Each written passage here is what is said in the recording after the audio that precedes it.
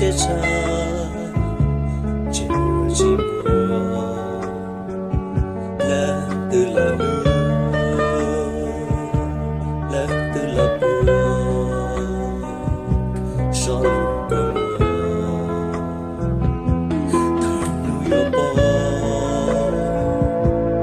ôi yêu cháu từ đi chúng yêu xin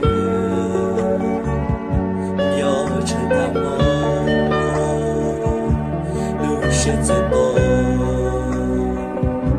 一直不过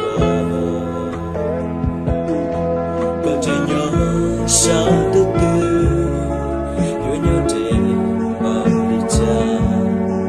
có lúc em buồn rầu đi cô, buồn trái cũ đi cô trái con, do một hôm tao xin chịu, có yêu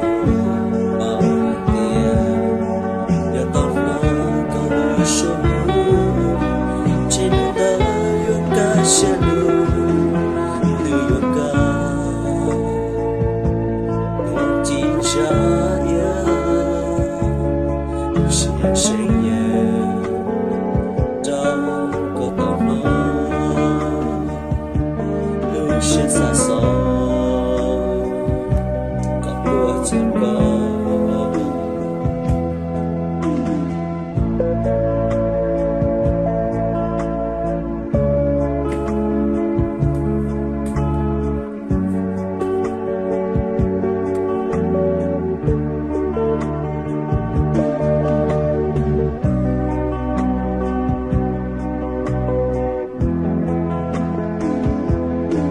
Đây giờ gần nhau xa bầu trời, gặp nhau xa xa kỷ niệm có người nên buồn rầu đi cũ, buồn trái cũ đi cũ trái con, do một hôm tao xin chịu, có yêu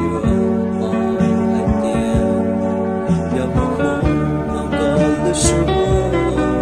trên ta ca sẽ lưu.